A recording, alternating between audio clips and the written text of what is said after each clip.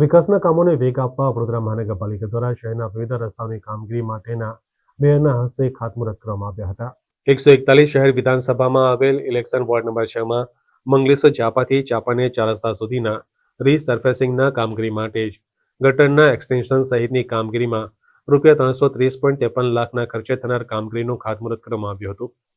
સાથે સાથે સંગમ 4 રસ્તાથી મંગલેશ્વર ચાંપા સુધીના રોડની કામગીરીનો ₹305.26 લાખના ખર્ચે થનાર કામગીરીનું ખાતમુહૂર્ત પણ કરવામાં આવ્યું હતું। આ કામગીરીથી ટ્રાફિક સમસ્યા નિવારણ માટે મદદ મળશે, સાથે જ નાગરિકોને સારી સુવિધા ઉપલબ્ધ થશે, ઉપરાંત તેઓના ઈંધણની પણ બચત થશે। આ ખાતમુહૂર્ત કાર્યક્રમમાં વડોદરા મહાનગરપાલિકાના મેયર પિંકીબેન સોની, ડેપ્યુટી મેયર ચિરાગ બારોટ, ધારાસભ્ય મનીષાબેન વકીલ, સ્થાયી સમિતિના ચેરમેન ડોક્ટર શીતલ મિસ્ત્રી, સ્થાનિક કાઉન્સિલર હેમીશાબેન ઠક્કર સહિતના આગેવાનો ઉપસ્થિત રહ્યા હતા। આજ રોજ શહેર વિધાનસભામાં 5 અલગ અલગ જગ્યા પર રોડના ખાતમુહૂર્તનો આજે કાર્યક્રમ યોજવામાં આવ્યો છે।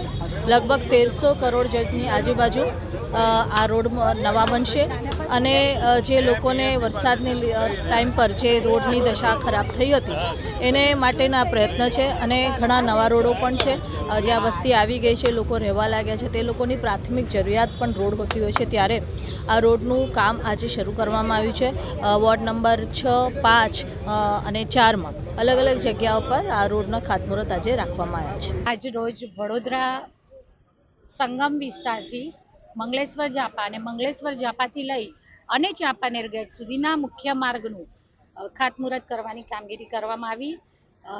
આગામી સમયમાં વડોદરા મહાનગરપાલિકા દ્વારા વડોદરા શહેરના વિકાસની દિશામાં વિવિધ લગભગ 292 કરોડ જેટલા નવા કામોના ખાતમુહૂર્ત, લોકાર્પણ અને વિવિધ કામોની શરૂઆત થનાર છે, ત્યારે પ્રારંભે આ મુખ્ય માર્ગના ખાતમુહૂર્તની કામગીરી કરવામાં આવી, જેમાં આ વિસ્તારના ધારાસભ્ય શ્રી મનીષાબેન વકીલ, ડેપ્યુટી મેયર શ્રી ચિરાગભાઈ બારોટ, સ્ટેન્ડિંગ સમિતિના ચેરમેન શ્રી ડોક્ટર શીતલભાઈ મિસ્ત્રી, વોર્ડ નંબર 4, વોર્ડ નંબર 6 અને વોર્ડ નંબર 7ના સૌ કાઉન્સિલરશ્રીઓ, સૌ હોદ્દેદારશ્રીઓ તથા સ્થાનિક નાગરિકો સૌએ સાથે મળી અને આ વિકાસના કામના ખાતમુહૂર્તમાં સૌએ સાથે મળી અને શુભારંભ કર્યો।